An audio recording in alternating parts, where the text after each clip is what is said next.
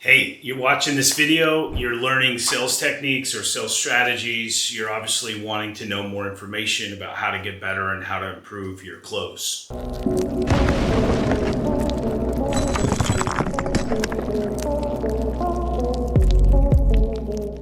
In this video, I'm going to show you how to establish trust, where they're going to trust you and they're going to open up and allow you inside without deflecting, without saying no, without being in defiance of your position. In this video, I'm going to show you how to establish and maintain trust with your client. This is a very important part. You got to understand where the customer's position is when a salesperson comes and knocks on their door or is in their home or at the kitchen table or at the office. It doesn't matter where they meet salespeople, people's guards are always up. The problem is that when people our defenses are up, they're not letting you in and they're not revealing what their true needs or desires are because they're afraid that you're going to use that as ammo. We're not using it as ammo, we're using it to serve them at a much higher level. If a customer tells me exactly what their needs and wants are, I'm going to be able to design something, propose something that's going to meet those needs or wants to the client. And I know that you're the same. You're going to design a product or a service and you're going to display it or communicate it very effectively that it will show them that what you're doing is you're going to give that to them. So it looks like this. So someone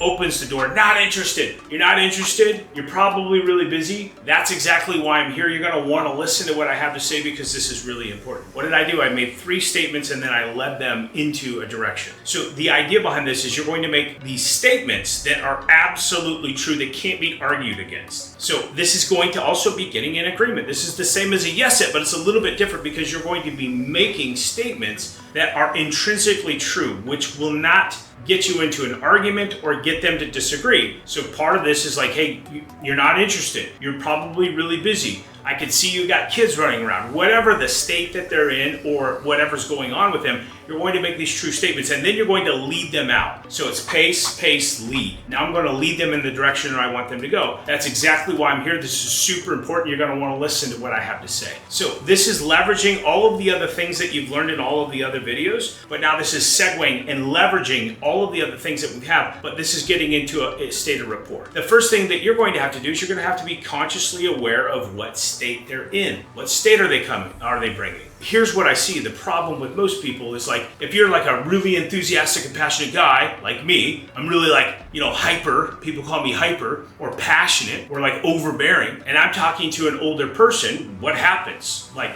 immediately I bulldoze them, they feel unsafe, they don't feel like I heard them, and they're like, dude, this guy's overbearing, he's overpowering, like I can't understand. So this is where we go back into mirroring and matching, and we go back into the rapport.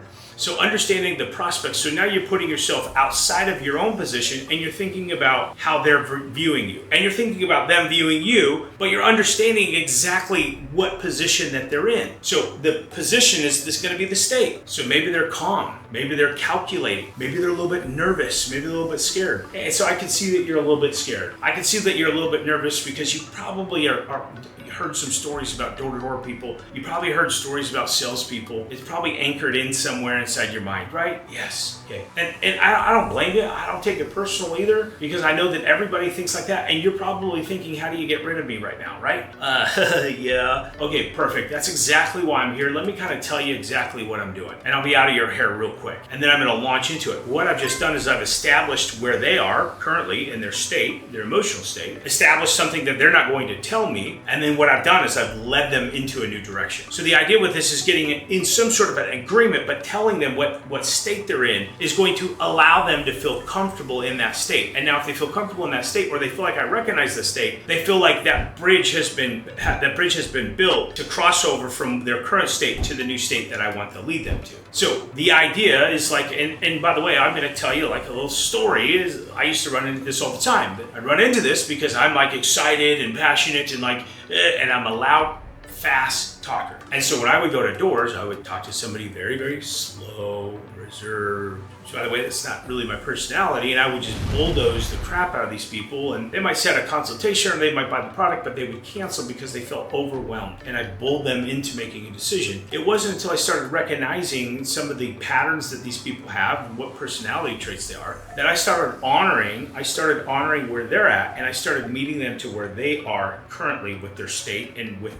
whatever what's going on emotionally. I started bridging that gap. So I started slowing down my rate of speech, started calming down my demeanor. It wasn't like, all upon it. And what I started noticing is, one, I was making way more sales. Number two, I was building that bridge and I was making them feel safe, because it's always about making them feel safe. And when they feel like that you understand them, that opens up their trust. And if they open up their trust, then it allows you to have effective communication, because you're now serving them. The idea behind this is to always think about them and how you can better serve them. And that's effectively communicating the way that they're comfortable communicating.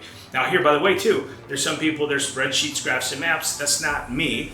I'm quick to make a decision. I don't have paralysis through analysis. I'll make decisions. In fact, it might be a little bit of a liability making decisions so quickly. But understanding where those people are and understanding what their values and their needs are, and that program lying underneath, and honoring that and telling them exactly what they want. Listen, I know that you don't want to make a decision because you want to run this in your spreadsheets, graphs, and maps, and you want to make sure this is a good decision for you and your household, right? Yes. It's exactly what we want. Right, perfect. So I just told them to sit there and then I'm going to lead them into the direction. I understand that, and I'm going to honor that, and I'm going to show you exactly what direction we're going to go. The decision momentum, the yes momentum decision, is going to be very effective. And sometimes you look at these very similar, from the yes set to the pace-based lead. They're not. They're completely separate, but they're very similar in likelihood. One is like you're yesing your way into agreement, and this one is you're stating what current state they're in or the current circumstances, and then you're going to be drawing them and leading them into the direction that you want them to go into. So they're very similar. They're a little bit different though, exactly which one is, because this one, yes set, you're just getting an agreement. This one, you're getting agreement, and then lead. So you're getting into that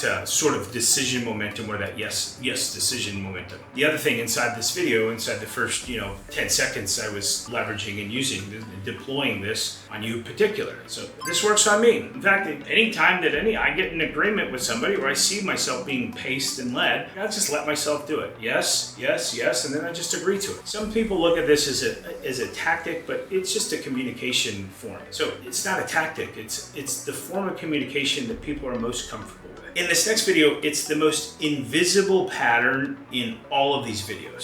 So, one word structure that makes the customer feel like he's already decided. It's going to be assumptive, and it's going to be able to lead him and guide him into feeling like the decision he already made. The idea behind this is always allowing the customer to come up with the conclusion or the decision to do this, not to feel like there's any pressure, not to feel it's uncomfortable, or not to feel like it's cringeworthy, but to allow them to be able to do this. There's invisible patterns underneath the surface that only I will reveal to you. So I look forward to seeing you in our next video.